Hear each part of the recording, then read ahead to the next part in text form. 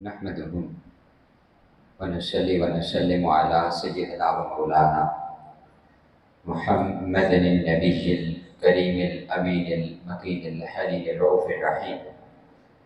أما بعد فأعوذ بالله من الشيطان الرجيم. بسم الله الرحمن الرحيم.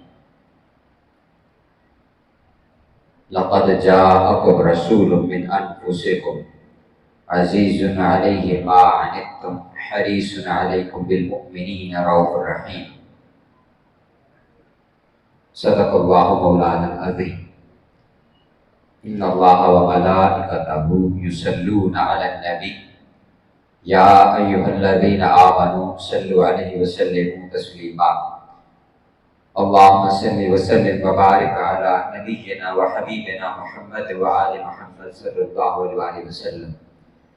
الصلاة والسلام عليك يا سيدي يا رسول الله وعلى آلك وأصحابك يا سيدي يا حبيب الله. الصلاة والسلام عليك يا سيدي يا رحمة للعالمين وعلى آلك وأصحابك يا سيدي یا رحمت للعالمین یا شفیع المذنبین یا خاتم النبیین. اللہ جل مجدہ کے فضل و کرم اور کریم آقا صلی اللہ علیہ وآلہ وسلم کے نالین مبارکہ کے تصدق سے بحمدہ تعالی آج ہم اس عظیم بابرکت دن اللہ رب العزت کے حضور شکر بجا لانے کے لیے حاضر ہیں.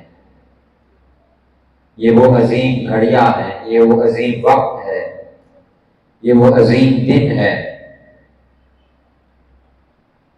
جب اللہ رب العزت نے وہ جو خود کو رحیم فرمایا ہے، خود کو رحمان فرمایا ہے، وہ اس نے فرمایا ہے کہ میں اس کائنات کی ہر شے پر رحمت کرنے والا ہوں. وہ میں جس کو رحمت چاہیے وہ مجھ سے ملتی ہے. وہ جو نہایت مہربان ہے اس دنیا میں بھی اور آخرت میں بھی. تو وہ جو ہم نے اللہ رب العزت کے بارے میں یہ پڑھا اور سنا ہے کہ وہ رحمان اور رحیم ہے، اللہ رب العزت نے اپنی اس رحمت کو آج کے دن اس دنیا اور کائنات میں مبعوث فرمایا. اس نے اپنی رحمت کا اظہار آج کے دن فرمایا. اس نے اس کائنات پر کرم فرمایا، فضل فرمایا، رحمت فرمائی آج کے دن کہ اپنا محبوب کریم، محبوب رحیم صلی اللہ علیہ وسلم ہمیں عطا فرمایا ہے.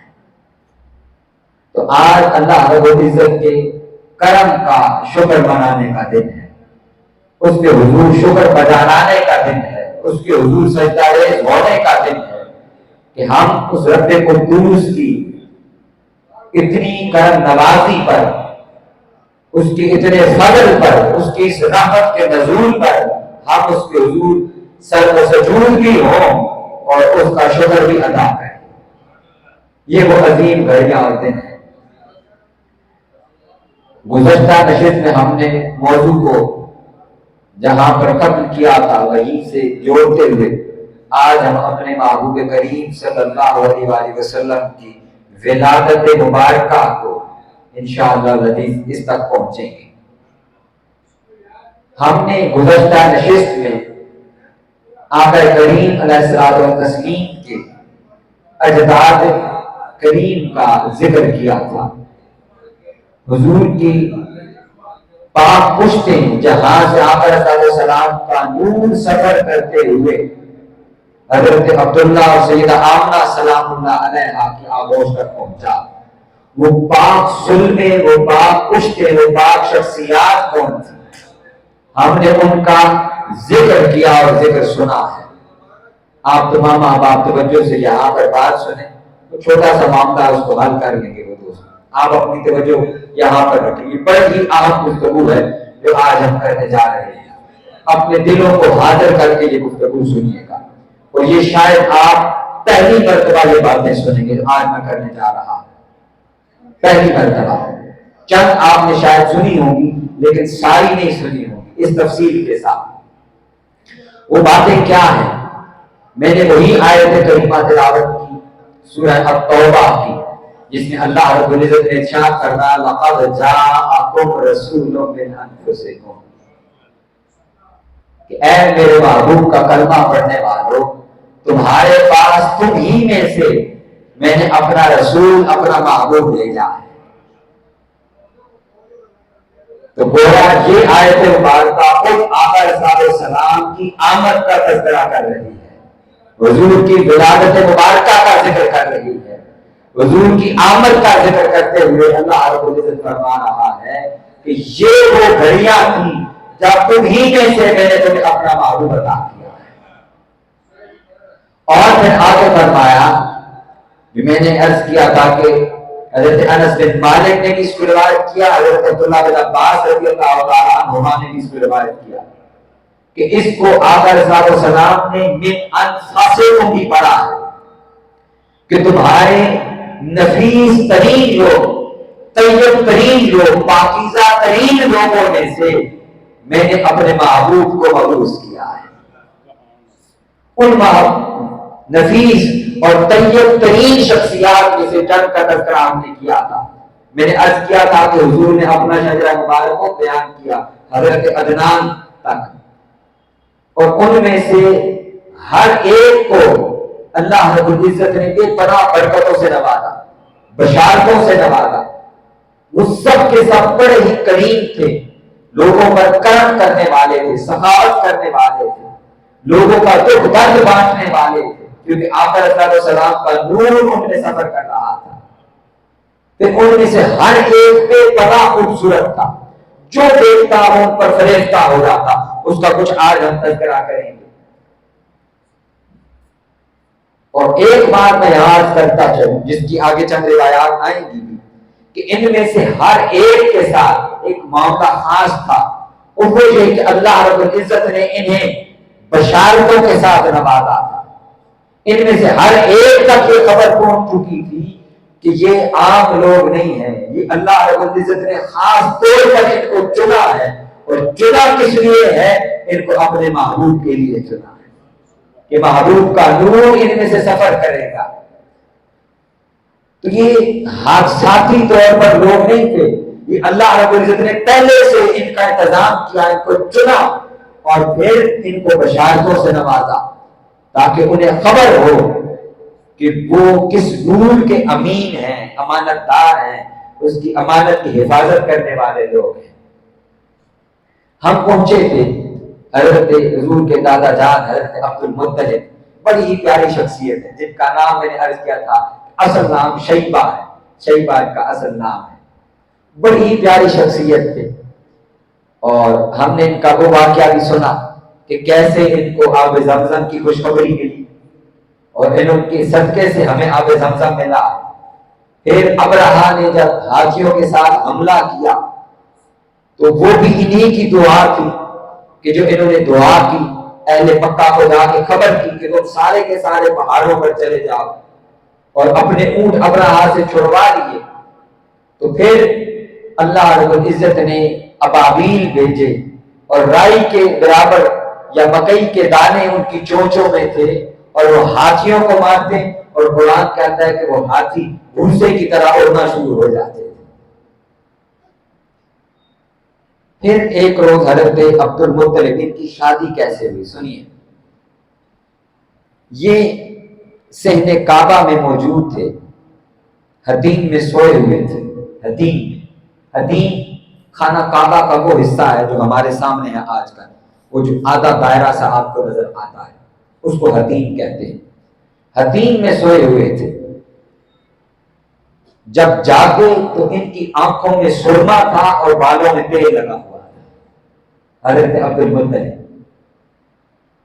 یعنی آپ معمول کے مطابق گئے اور حتیم میں سو گئے، لیکن جب جاگے تو آنکھوں میں سرما لگا ہوا تھا اور بالوں میں تیل لگا ہوا تھا، تو اور ان کے حسن و جمال میں اور اضافہ ہو گیا تھا۔ وہ بڑے حیران اور پریشان ہوئے، وہ اپنے والد گرامی کے پاس گئے، حضرت ہاشم کے پاس، تو ان کے والد ان کو کسی کاہن کے پاس لے گئے۔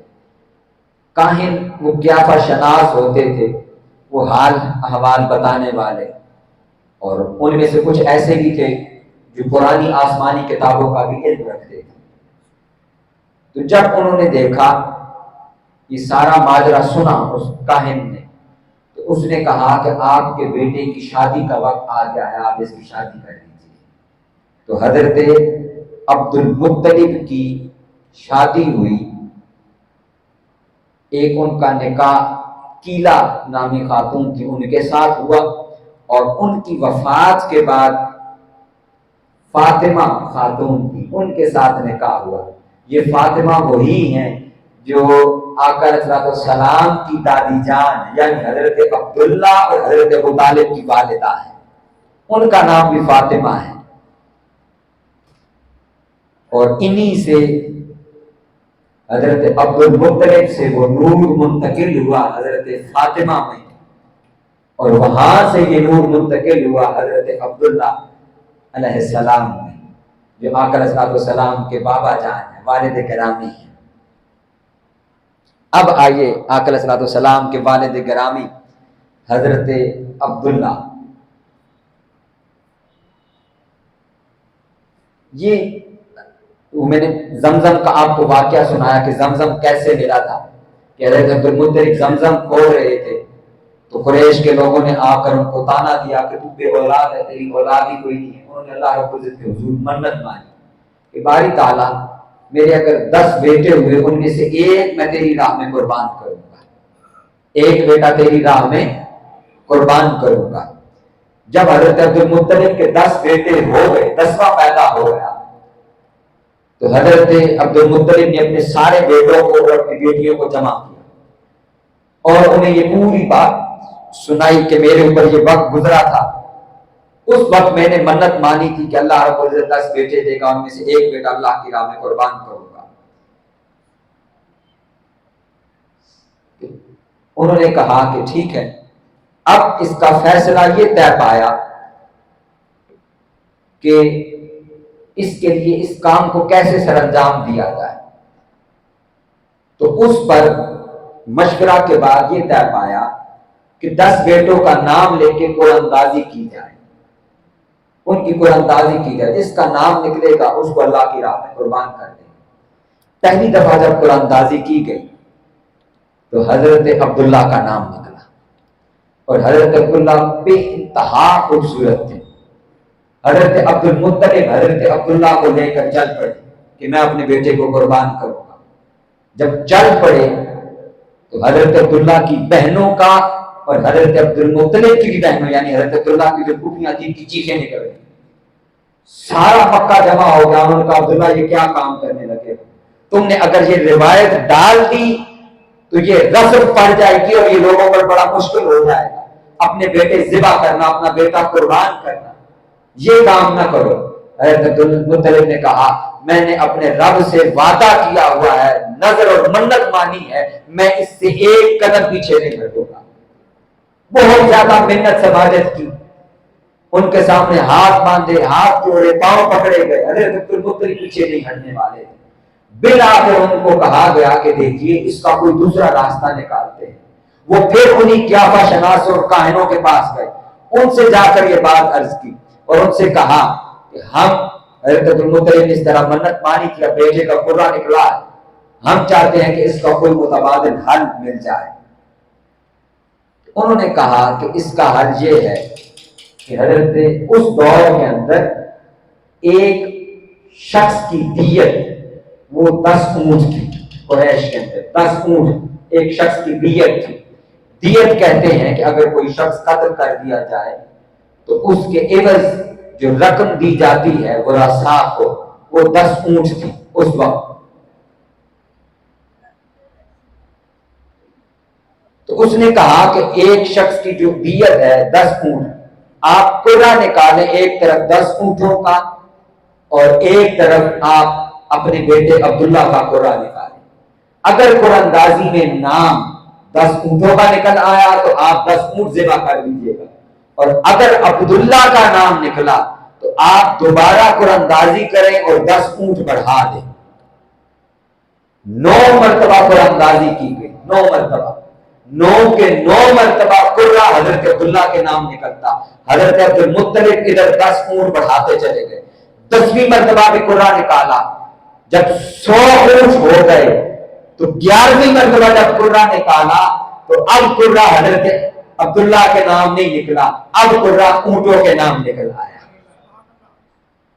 اونٹوں کے نام نکل آیا تو اب حضرت عبد المطلب نے حضرت عبداللہ کی جگہ پر 100 اونٹ ذبح کیے اور 100 اونٹ ذبح کر کے اپنی نظر اور منت کو پورا کیا. اور اگلی بات یہ عرض کرتا چلوں کہ حضرت عبد المطلب نے جو 100 اونٹ دیت کے طور پر دیے, حضرت عبداللہ کی منت کی متبادل کے طور پر دیے قریش اور مکہ کے اندر, اس کے بعد یہ سنت قائم ہو گئی کہ دیت آج کے بعد 100 اونٹ ہے. اور آقا علیہ السلام کی شریعت محمدی میں بھی حضرت عبد المطلب کی سنت چلی آ رہی ہے کہ آج بھی دیت 100 اونٹ ہی ہے. یہ مقام و مرتبہ حضرت عبد المطلب کا اور یہ حضرت عبداللہ کا. اس لیے حضرت آقا علیہ السلام فرمایا کرتے کہ میں ابن ذبیحین ہوں, میں 2 ذبیحین کا بیٹا ہوں. ایک حضرت اسماعیل ہیں جن کے ادھر مینڈا جنت سے لا کر کے ذبح کیا گیا, اور دوسرے حضرت عبداللہ ہیں وہ بھی ذبح ہونے والے تھے, لیکن اللہ رب العزت نے اپنے امر سے انہیں محفوظ کر لیا, اس لیے کہ ان کی پشت میں بھی نور محمدی تھا. اللہ رب العزت نے اپنے محبوب کے نور کا اظہار ان سے کروانا تھا, ان کو محفوظ کر لیا اور ان کی جگہ پر 100 اونٹ قبول فرما دیا. یہ حضور فرمایا کرتے کہ میں ابن ذبیحین ہوں, 2 ذبیحین کا بیٹا. پھر حضرت عبداللہ جب جوان ہوئے تو حضرت عبداللہ کی پیشانی میں آقا علیہ السلام کا نور چمک رہا تھا, اور یہ نور بہت زیادہ چمک رہا تھا. اس کی وجہ یہ ہے کہ اب یہ وہ لمحہ آ چکا تھا کہ اس کائنات میں اللہ رب العزت اپنے محبوب کے نور کا اظہار کرنے والا تھا. تو ان کا چہرہ بے انتہا روشن, بے انتہا تاباں تھا, بے انتہا خوبصورتی جمال ان کے چہرے سے نظر آتا تھا. بہت ساری عورتیں مکہ کی وہ ان پر فریفتہ تھی, وہ ان پر جان دیتی تھی, ان کی خواہش تھی, اور وہ اپنی خواہش کا اظہار نہیں کرتی تھی. یہاں تک کہ جب حضرت عبد المطلب نے اظہار کیا کہ میں اپنے بیٹے کا رشتہ تلاش کر رہا ہوں, تو بہت سارے نے اپنا رشتہ پیش کیا کہ ان کا نکاح ہمارے ساتھ کر دیا جائے. ایک خاتون تھی, وہ پرانے دور کی خاتون تھی, یعنی اس کو پرانی کتابوں کا علم تھا. اس نے بھی حضرت عبداللہ کے سامنے خواہش کا اظہار کیا کہ آپ میرے ساتھ نکاح کر لیں. اور بعد میں جب حضرت عبداللہ کا نکاح ہو گیا تو اس نے اپنی وضاحت پیش کی. اس نے کہا عبداللہ مجھے بد کردار نہ سمجھنا, میں تمہاری پیشانی میں نبی آخر زمان کا نور دیکھ رہی تھی, میری خواہش تھی کہ وہ نور مجھے مل جائے. اب جب تمہارا نکاح ہو گیا ہے تو وہ نور تم سے منتقل ہو گیا ہے. حضرت عبد المطلب, حضرت عباس جو حضور کے چچا ہیں, وہ کہتے ہیں کہ میں اپنے بابا جان حضرت عبد المطلب کے ساتھ یمن کے سفر پر گیا. وہاں پر ایک قیافہ شناس تھا اور کاہن آدمی تھا اور پرانی کتابوں کا علم رکھتا تھا. وہ حضرت عبد المطلب کو جب اس نے دیکھا تو وہ حضرت عبد المطلب سے مخاطب ہوا. سنیے گا, بڑی توجہ کے ساتھ سنیے گا. جو میں نے عرض کیا ہے کہ ان میں سے ہر ایک فرد کو اللہ رب العزت نے یہ ظاہر فرما دیا تھا کہ یہ کس نور کے امین ہے, آقا علیہ السلام کے نور کے امین ہے. اس نے حضرت عبد المطلب سے پوچھا کہ تم کون ہو؟ حضرت عبد المطلب نے بتایا میں قریشی ہوں. اس نے کہا تم قریش کے کس قبیلے سے ہو؟ انہوں نے کہا میں ہاشمی ہوں, میں ہاشم کا بیٹا. وہ چونک گیا فوراً. اس نے کہا میرے قریب آئیے. حضرت عبد المطلب اس کے قریب گئے. اس نے حضرت عبد المطلب کی ناک دیکھی اور ناک دیکھنے کے بعد بتایا کہ آپ کے دونوں نچنے میں نے دیکھے ہیں, اور یہاں میں آپ کو بتا دینا چاہتا ہوں کہ آپ میں وہ ساری نشانیاں پائی جاتی ہیں جو ہم نے اپنی کتابوں میں پڑھ رکھا ہے کہ نبی آخر زمان کے دادا جان کی نشانیاں یہ ہوں. یہ آقا حضرت السلام کے نور کو دنیا میں ظاہر کرنے کا اہتمام تھا کہ اللہ رب العزت نے حضور کی آمد سے پہلے سارے جہان کو اطلاع کر دی ہوئی تھی. وہ شہر کون سا ہوگا، وہ دن کون سا ہوگا، وہ رات کون سی ہوگی، وہ لوگ کون ہوں گے، یہاں تک کہ آقا حضرت السلام کی والدہ کا بھی ان لوگوں کو معلوم تھا. سنیے، اس نے کہا کہ آپ نے اپنے بیٹے کی شادی کر دی ہے؟ اس نے پوچھا، اس نے بلکہ اگلی بات کہی، اس نے کہا اللہ رب العزت نے آپ کے ایک ہاتھ میں حکومت اور ایک ہاتھ میں نبوت عطا کی ہے، اگر آپ بنو زہرا کے ساتھ اپنا رشتہ جوڑ لیں گے تو یہ دونوں چیزیں اللہ رب العزت وہاں پر جمع فرما دیں گے. اب حضرت عبد المطلب وہ حضرت عبداللہ کا رشتہ تلاش فرما رہے تھے، اب وہ بنو زہرا کی تلاش میں نکلے اور چلتے چلتے مدینہ آئے، جہاں پر سیدہ آمنہ سلام اللہ علیہ کا خاندان آباد تھا، جو آقا علیہ السلام کا ننھال ہے. حضرت عبد المطلب یہاں پہنچے تو حضرت سیدہ آمنہ سلام اللہ علیہ کے والد گرامی حضرت وہب جو قبیلہ بنو زہرا کے سردار تھے، ان کا انتقال ہو چکا تھا. تو سیدہ آمنہ سلام اللہ علیہ حضرت وہیب کی سرپرستی میں تھی، جو ان کے چچا تھے. تو حضرت عبد المطلب نے ان سے رشتہ مانگا سیدہ آمنہ سلام اللہ علیہ، اور سیدہ آمنہ سلام اللہ علیہ کی بھی مدینہ میں بڑی شہرت کہ یہ ہے تو خاتون، جو نوجوان سی خاتون ہے، لیکن یہ بڑی سیانی باتیں کرتی ہے، یہ بڑی ذہین ہے، یہ باقی لوگوں سے مختلف ہے. وہاں حضرت عبداللہ علیہ السلام کا رشتہ سیدہ آمنہ سلام اللہ علیہ سے طے پا گیا، اور حضرت عبد المطلب نے حضرت عبداللہ کا نکاح وہاں حضرت آمنہ سے مدینہ میں کیا، بنو زہرا کے اندر، بنو زہرا کے اندر. اور پھر جب یہ نکاح ہو گیا، اب وہ بابرکت اور سعید گھڑیاں آئیں، بابرکت اور سعید گھڑیاں آئیں کہ جب یہ نور منتقل ہوا. روایات میں آتا ہے، اچھا یہ چھوٹی موٹی سی ٹھک ٹھک ہوتی ہے، مجھے بتائیں کہ اس میں سے ہم میں سے کسی کا کوئی لینا دینا ہے وہاں پہ؟ آپ بتائیں، ہے کسی کا لینا دینا؟ انتظامیہ سے متعلق بات ہے تو انتظامیہ کے لوگ دیکھ لیں گے اس کو. آپ سارے فوراً گردن موڑ کے دیکھنا شروع کر دیتے ہیں وہاں. اگر وہ زیادہ اہم ہے تو میں اس کو روک دیتا ہوں، آپ جیسے کہتے ہیں. وہ اگر معاملہ ہو جاتا ہے اس کے بعد پھر ہم گفتگو شروع کر لیں جیسے آپ کہتے ہیں، کیونکہ آپ سارے ادھر متوجہ ہو جاتے ہیں، میری بات سنانے کا کوئی فائدہ نہیں.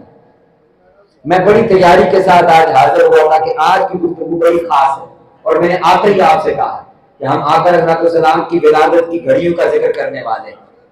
اگر تو آپ نے ایسے سننا ہے تو میں اس کو چھوڑ کے کوئی اور گفتگو کر دیتا ہوں، کیونکہ یہ عام گفتگو نہیں ہے.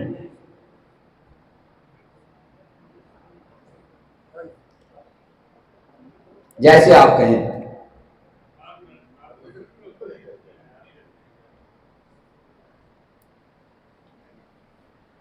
سرکار کی آمد، دلدار کی آمد، مکی کی آمد، مدنی کی آمد، تاجدار ختم نبوت.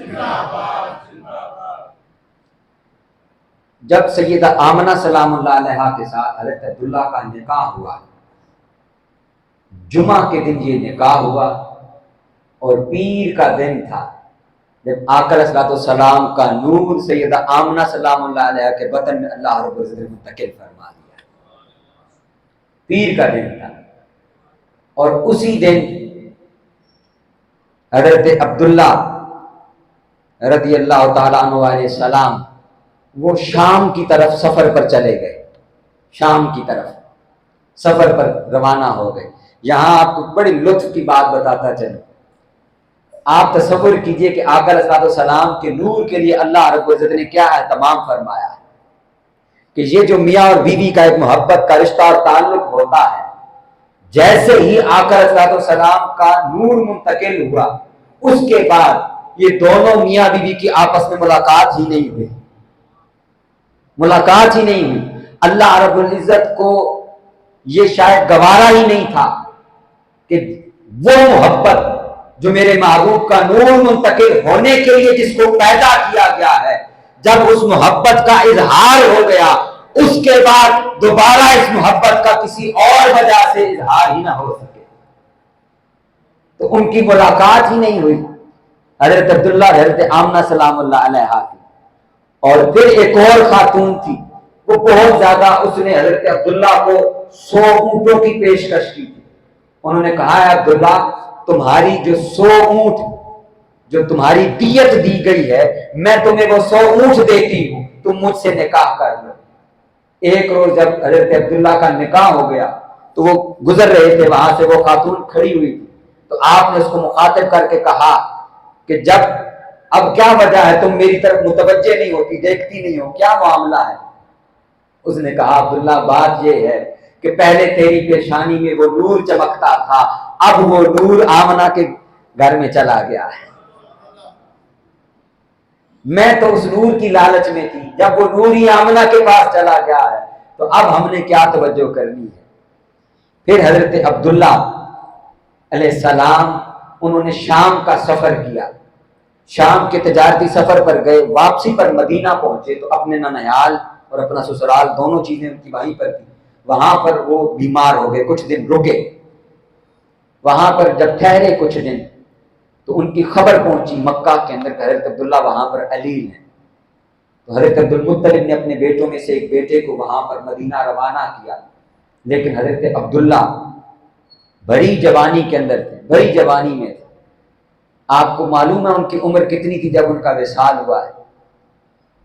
بڑی کڑیل جوان تھے۔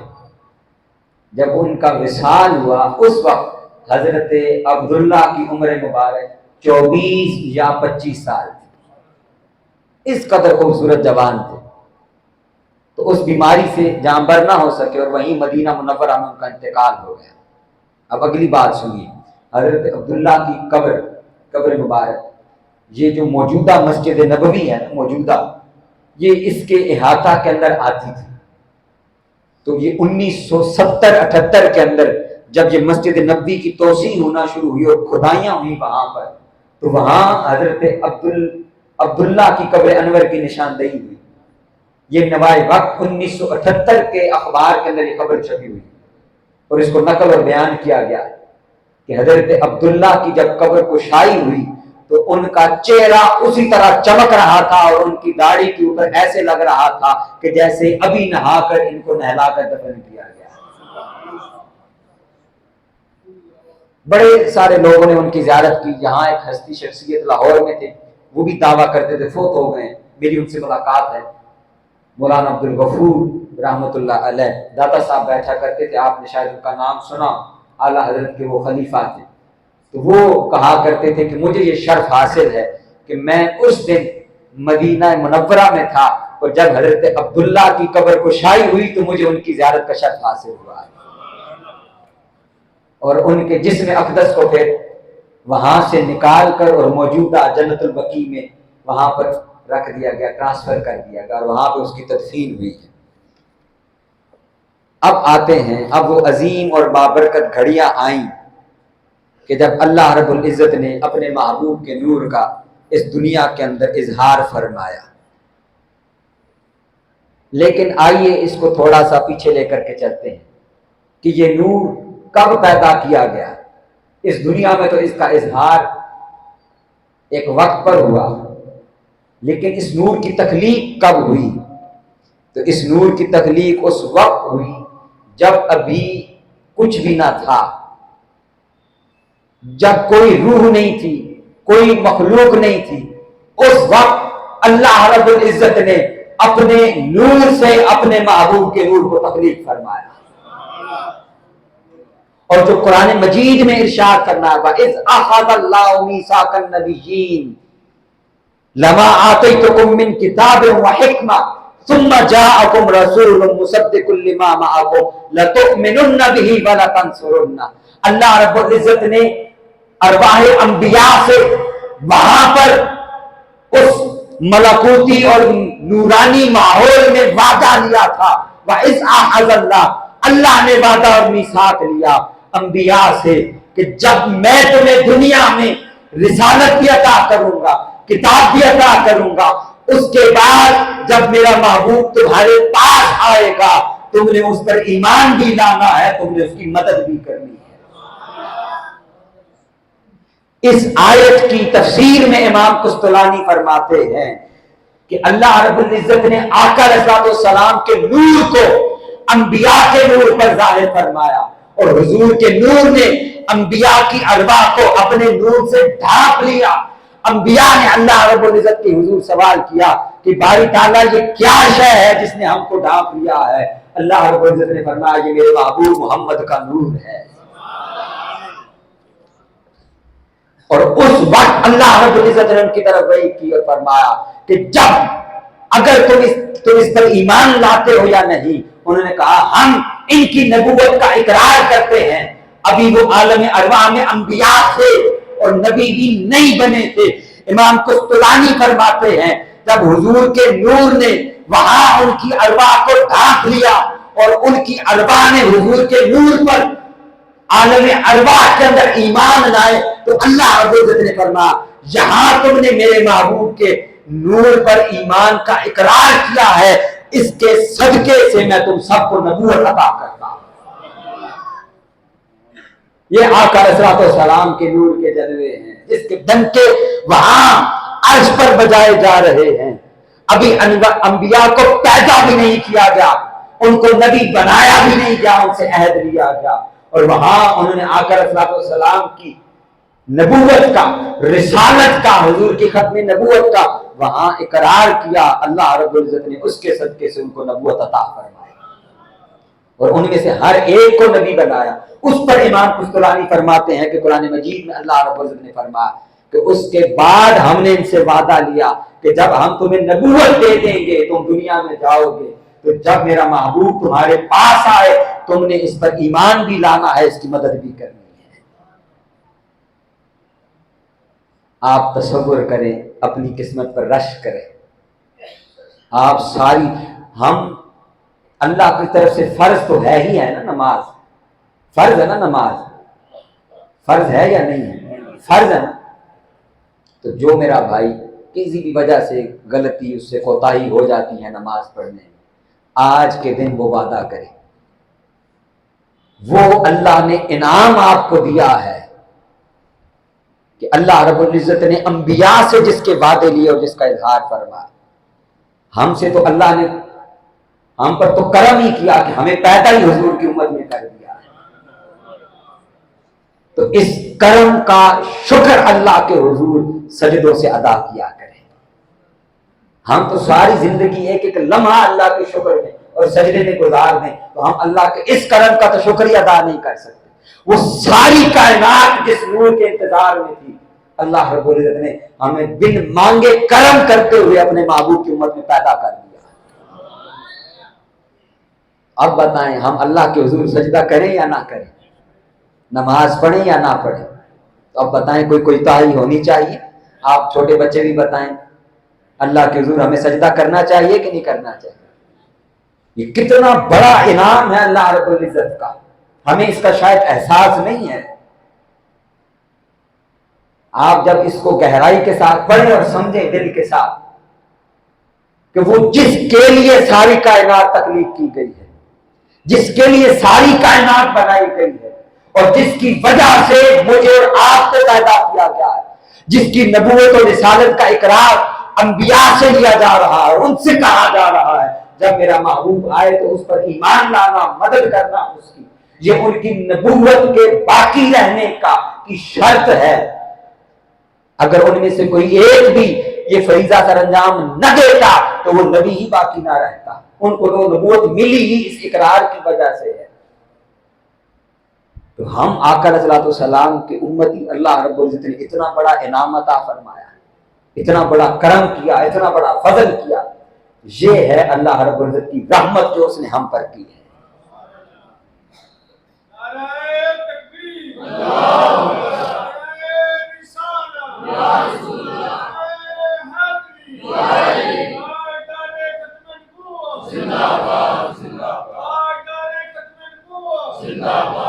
امام عبد الرزاق اپنی کتاب المصنف میں اس کو ذکر کرتے ہیں. وہ فرماتے ہیں کہ حضرت جابر بن عبداللہ انصاری رضی اللہ تعالی عنہ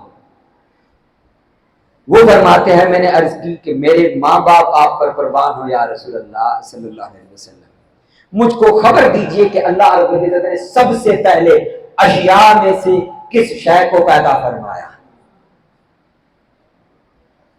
آقا علیہ الصلوۃ والسلام نے ارشاد فرمایا اے جابر، اللہ رب العزت نے تمام اشیاء سے پہلے تیرے نبی کا نور تخلیق فرمایا، اپنے نور سے تیرے نبی کا نور بنایا. کچھ بھی نہیں تھا، فقط اس رب قدوس کا نور تھا. اس نور سے اللہ نے تیرے نبی کے نور کو تخلیق کیا، ہمارے نبی کے، ہمارے آقا کے، ہمارے مولا کے، ہمارے محبوب صلی اللہ علیہ وسلم کے نور کو تخلیق کیا. کبھی حضور کا ذکر آئے تو درود پاک پڑھنے سے کوتاہی نہ کیا کرے. ہمیشہ حضور کا ذکر سنتے ہوئے درود پاک زبان پر ہے. اللہم صلی وسلم وبارک علی، جو دل پر ہاتھ رکھے کہیں علی نبینا و حبیبنا محمد. دل پر ہاتھ رکھیں، سب رکھیں، دل پر ہاتھ رکھیں. اللہم صلی وسلم وبارک علی نبینا و حبیبنا محمد و آل محمد صلی اللہ علیہ وسلم. فرمایا سب سے پہلے تیرے نبی کے نور کو تخلیق کیا. پھر جہاں اللہ کی قدرت کو منظور ہوا، فرمایا وہ نور سفر کرتا رہا، سیر کرتا رہا. یہ وہ وقت تھا جابر جب نہ لوح تھا نہ جب قلم تھی، جب کچھ بھی لکھا بھی نہ گیا تھا. اس وقت جب وقت بھی نہ تھا، اگر کچھ تھا تو ایک رب قدوس تھا اور دوسرا تیرے نبی کا نور تھا. حضور نے فرمایا نہ بہشت تھی، نہ دوزخ تھی، نہ فرشتے تھے، نہ جن تھے، نہ چاند تھا، نہ سورج تھے، نہ انسان تھے. اور پھر جب اللہ نے مخلوق کو پیدا کرنا چاہا تو نور محمدی سے اللہ رب العزت نے پھر اس مخلوق کو پیدا کرنا شروع کیا. یہ وہ نور ہے جو سفر کرتے کرتے حضرت عبداللہ اور پھر حضرت عبداللہ سے سیدہ آمنہ سلام اللہ علیہا کی بطن میں منتقل ہوتا ہے. اور اب وہ بابرکت گھڑیاں آئی ہیں. دلوں کو تھام کر سنیے ان لمحات کو، جس کو اعلیٰ حضرت فاضل بریلوی کہتے ہیں. اور حضور سید شیخ الاسلام ڈاکٹر محمد طاہر القادری دامت برکاتہ اللہ علیہ کی یہ بڑی خوبصورت کتاب ہے سیرت الرسول صلی اللہ علیہ وسلم. یہ 12 جلدوں کی کتاب، اس میں حضور کا تذکرہ مبارک بڑی تفصیل کے ساتھ، حوالہ جات کے ساتھ ہے. اس میں آپ نے آقا علیہ الصلوۃ والسلام کی ولادت کا جو چیپٹر اور باب قائم کیا ہے اس کا عنوان رکھا ہے جس سہانی گھڑی چمکتا ہے واہ کا چاند. آئیے اب ان سہانی گھڑیوں کا ذکر سنتے ہیں. سیدہ آمنہ سلام اللہ علیہ فرماتی ہیں کہ جب یہ نور مجھ میں منتقل ہوا تو مجھے اس نور کے منتقل ہونے سے کوئی تکلیف ہی نہ ہو. وہ جو عام عورتوں کو متلی اور قے اور چکر آتے ہیں، مجھے ان میں سے کچھ بھی محسوس نہ ہوتا تھا. میں اس نور سے جب بار آور ہو گئی تھی. اور پھر آپ فرماتی ہیں کہ میں سونے اور جاگنے کی درمیانی کیفیت میں تھی جب میرے پاس ایک فرشتہ آیا اور اس نے مجھے ندا دیتے ہوئے کہا کہ آپ کو مبارک ہو، آپ اس امت کے نبی کی ماں بننے والی ہیں.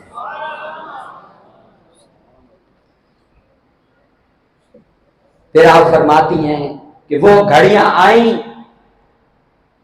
وہ مبارک گھڑیاں جب آئیں، آپ فرماتی ہیں کہ کھجور کے تنے کی طرح، عبد مناف کی طرح لمبی خواتین میرے پاس آئیں. انہوں نے مجھے گھیر لیا، ان کے ساتھ فرشتے تھے، اور انہوں نے جب مجھے گھیر لیا تو ان کے گھیرے میں مجھے خبر ہی نہ ہوئی اور میں نے دیکھا کہ میری گود میں وہ نور جگمگا رہا تھا.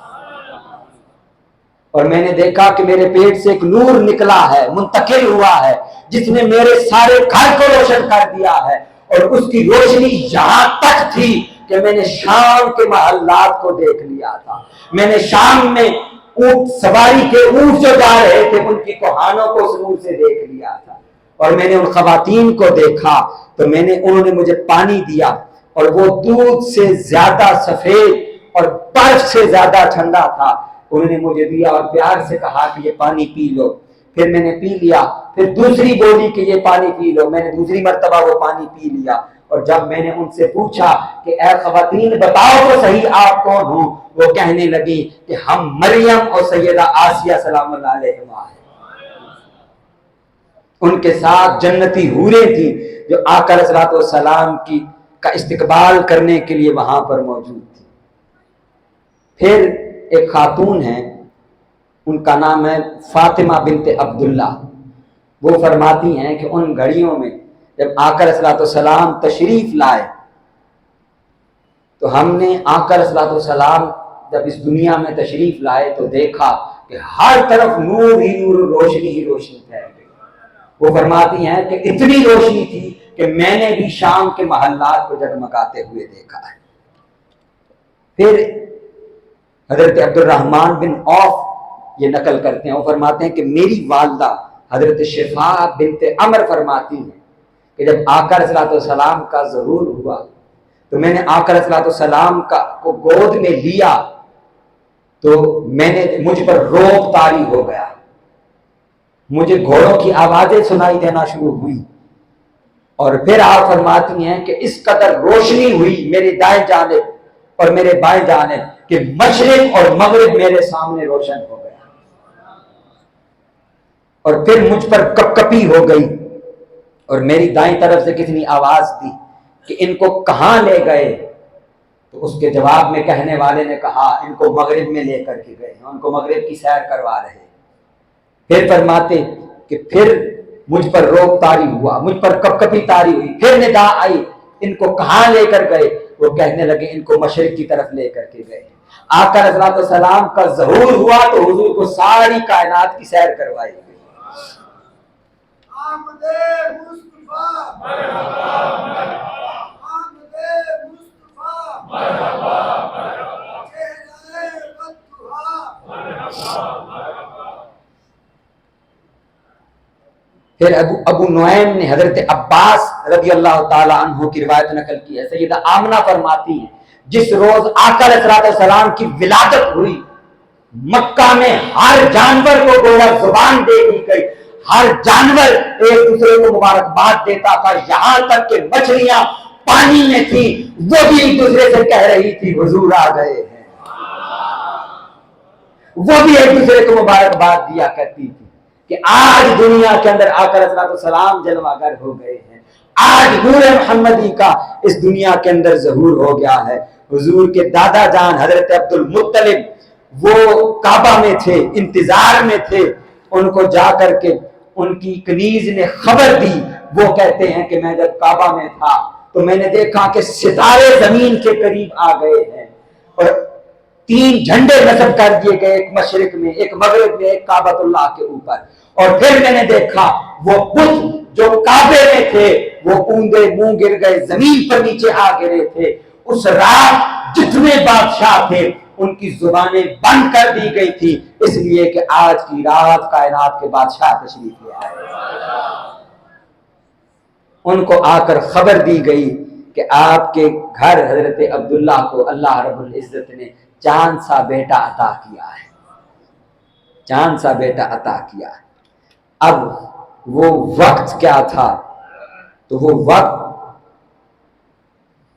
اس پر تمام مورخین اور سیرت نگار متفق ہیں کہ وہ دن پیر کا دن تھا، کیونکہ آقا علیہ السلام نے خود ارشاد فرمایا سئل عن صیام یوم الاثنین، آقا علیہ السلام سے پوچھا گیا پیر کے دن کا روزہ یا رسول اللہ آپ کیوں رکھتے ہیں؟ حضور نے فرمایا یوم ولدت، یہ وہ دن ہے جس دن میں پیدا ہوا تھا۔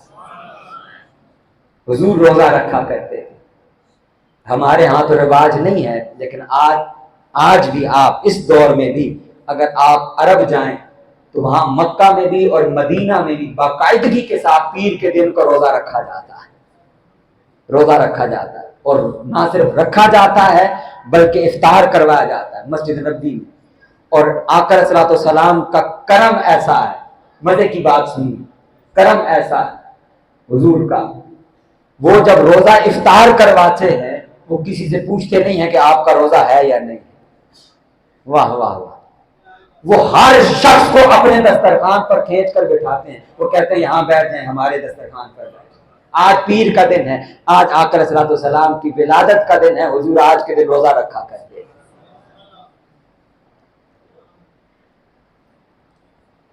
پھر اس کو بھی امت نے بڑی کثرت کے ساتھ 9 ربیع الاول، 2 ربیع الاول اور 12 ربیع الاول میں جو اختلاف تھا، تو اب آج کے دور کے اندر ساری امت اس پر قائم ہے کہ آقا علیہ الصلوۃ والسلام کے ولادت مبارکہ کا جشن وہ 12 ربیع الاول کو ہی منایا جاتا ہے۔ اور یہ میں نے آپ کو پہلے بھی عرض کی تھی، پوری دنیا میں جتنے مسلمان بستے ہیں سب حضور کا میلاد مناتے ہیں۔ آپ کل کے دن کی خبریں جا کر کے دیکھیے انٹرنیٹ کے اوپر، پوری دنیا میں وہاں پر 12 ربیع الاول کل گزر چکی ہے، پوری دنیا میں آقا علیہ السلام کی ولادت کی خوشی منائی، ہر طرف سے ویڈیوز آ رہی ہیں، پیغامات آ رہے ہیں، لوگوں کے نشر ہو رہے ہیں۔ اور سب سے بڑا جشن جو دنیا میں منایا جاتا ہے وہ یمن کے اندر منایا جاتا ہے، یمن میں منایا جاتا ہے۔ ہر طرف آقا علیہ السلام کی ولادت مبارکہ کی دھوم ہے۔ اور وقت کیا تھا؟ وقت جو آج کہ اگر ہم حساب لگائیں تو صبح کا وقت بنتا ہے، صبح صادق، یعنی جب فجر صبح صادق کا وقت ختم ہوتا ہے اور فجر جہاں سے شروع ہوتی ہے، جہاں پر سحری کا وقت ختم ہوتا ہے، تو اس کا حساب اگر لگایا جائے کہ ربیع الاول کے مہینہ میں مکہ میں وقت کیا ہوتا ہے تو وہ 4:20 بنتے ہیں۔ یہی وہ وقت ہے جس کی قرآن نے قسم کھائی، والضحیٰ، محبوب آپ کی ولادت کے دن کی قسم ہے۔ یہ وہ محبوب گھڑیاں ہیں جب آقا علیہ السلام اس دنیا میں تشریف لائے، اور ہر شے مشرق سے مغرب تک آقا علیہ السلام کی آمد کی مبارکباد اس دور میں بھی دے رہی تھی۔ دوستان مکرم، آج وہ ان مبارک گھڑیوں میں ہم بیٹھے ہیں جب ٹھیک 1500 سال پہلے آقا علیہ السلام اس دنیا میں تشریف لائے۔ اور آپ کو پتا ہے کہ جب حضور مدینہ تشریف لے کر کے گئے، یہ تو حضور مکہ میں حضور کی ولادت ہوئی، تو جس دن حضور مدینہ حضور نے ہجرت کی، اہل مدینہ کو حضور ملے، یہ تو مکہ والوں کو ملے تھے نا، ابھی مکہ والوں کو جس دن حضور مدینہ والوں کو ملے وہ دن بھی پیر کا دن تھا، اور وہ دن بھی 12 ربیع الاول کا دن تھا۔ وہاں مدینہ کے لوگ یہ جو ہم آج کرتے ہیں نا، جلوس نکالتے ہیں، وہ ہر دن جلوس لے کر کے آتے، اور جہاں سے مدینہ کا انٹری کا رستہ تھا وہاں پر کھڑے ہو کر اس رستے کو دیکھتے، پورا دن دیکھتے رہتے، انتظار کرتے کہ آج آئیں گے، آج آئیں گے۔ پھر ایک دن آیا کہ وہاں 2 گھاٹیاں ہیں، 2 پہاڑیاں ہیں، ان پہاڑیوں کے درمیان رستہ ہے، تو جیسے ہی حضور کی سواری اوپر چڑھی، کھڑے ہو کر میرے ساتھ سارے مل کر پڑھتے ہیں، آئیے حضور کا استقبال کرتے ہیں، ان مبارک گھڑیوں میں کھڑے ہو جائیں سارے۔ اب یہ وہ نغمہ ہے، یہ وہ ترانہ ہے جو اہل مدینہ نے اس دور کے اندر پڑھا تھا اور حضور کو ویلکم کیا تھا۔ آج 1500 سال بعد آقا علیہ السلام کی ولادت کی خوشی ہم منا رہے ہیں، تو ہم بھی وہی ترانہ پڑھیں گے، میرے ساتھ پڑھیے گا۔ طلع البدر علینا من ثنیات الوداع، طلع البدر علینا من ثنیات الوداع، وجب الشکر علینا مدى لله دا، طلع البدر علينا من ثنيات الوداع، وجب الشكر علينا مدى لله دا۔ اس کا معنی کیا ہے؟ وہ بچیاں جو دف بجا کے حضور کو ویلکم کر رہی تھی وہ کہتی تھی طلع البدر علینا، 14ویں کا چاند آج ہم پر نکل آیا ہے، من ثنیات الوداع، وہ ودا کی جو 2 پہاڑیاں ہیں ان میں سے وہ چاند ہم پر نکل کر آیا ہے۔ دوستو اگلی بات انہوں نے کیا کہی؟ انہوں نے کہا وجب الشکر علینا، ہم پر اللہ رب العزت کا شکر واجب ہے جو اس نے ہمیں اپنا محبوب عطا کیا ہے۔ تو آقا علیہ الصلوۃ والسلام کی ولادت مبارکہ کی خوشی آپ سب احباب کو بھی بہت بہت مبارک ہو. اپنے گھروں کو سجائیں، کھانے تقسیم کریں، خوشیاں بانٹیں. ہر وہ شخص جس سے آپ ناراض ہیں، خفا ہیں کسی بھی وجہ سے، اس کو آقا علیہ الصلوۃ والسلام کی ولادت کے صدقے سے اس ناراضگی کو معاف کریں، اس کو دور کریں، اور وعدہ کریں آقا علیہ الصلوۃ والسلام کی ولادت مبارکہ کے دن کہ ہم انشاءاللہ العزیز اللہ رب العزت کے حضور 5 وقت نماز میں سجدہ شکر اللہ کے حضور سجدہ ریز ہوں گے کہ مولا تو نے ہمیں اپنا محبوب عطا کیا ہے، ہم پر کرم کیا کہ ہمیں اپنے محبوب کی امت میں پیدا کیا ہے. اللہ رب العزت آپ کو سلامت رکھے، ہم سب کو آقا علیہ الصلوۃ والسلام کی محبت عطا فرمائے، اور ہماری نسلوں میں بھی حضور کی اس محبت کو جاری و ساری فرمائے. اور امت میں جتنے فتنے پیدا ہو رہے ہیں اللہ رب العزت ہمیں